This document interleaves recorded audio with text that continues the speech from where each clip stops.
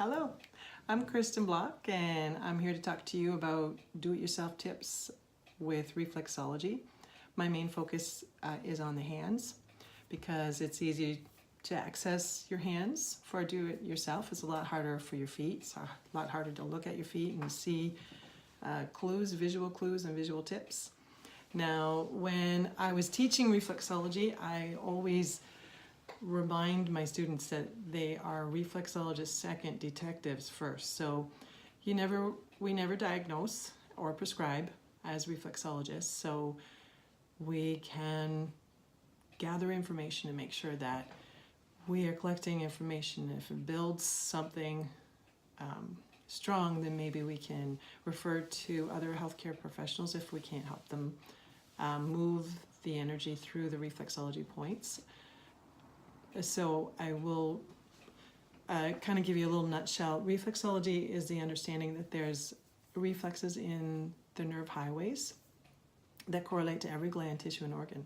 So the torso is the shape really of two hands together, 2 feet together, and 2 ears. So we have a mirror or a little teeny MRI at our disposal.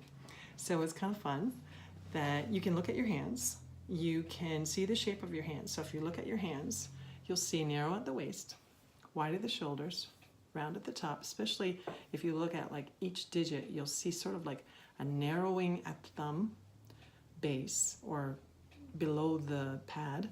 And then the pad itself is wider, sort of like the head. The head is bigger, rounder.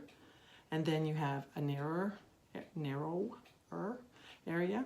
And then you'll see it's wider across, and then the shape of your thumb is actually a side view of your body. So this is like the head, and then the curve of the neck, we call that lordosis, and then there's an outward curve, kyphosis, and then a teeny little lordosis curve for your lumbar, right about here, and then your hip bone that sticks out, and then your butt cheek here, and then I find that this is the ischium and the outer hip.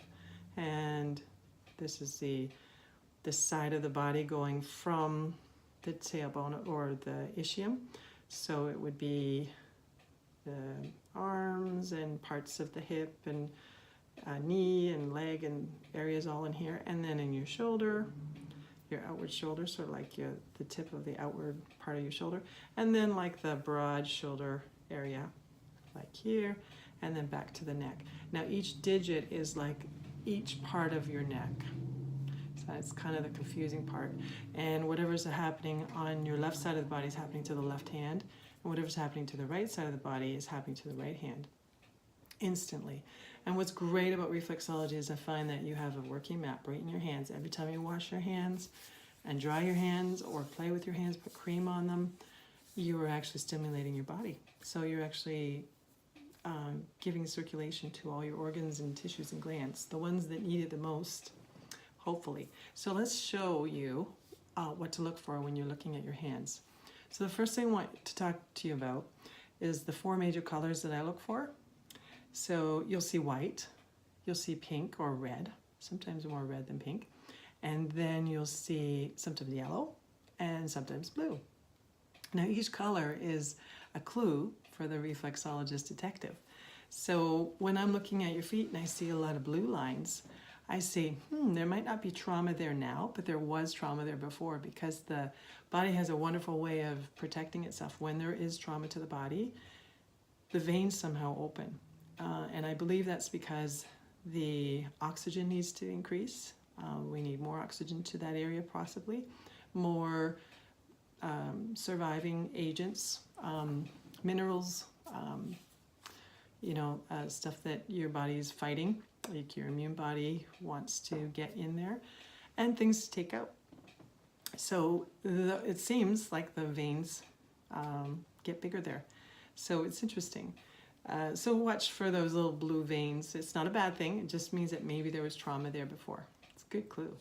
So another thing is white.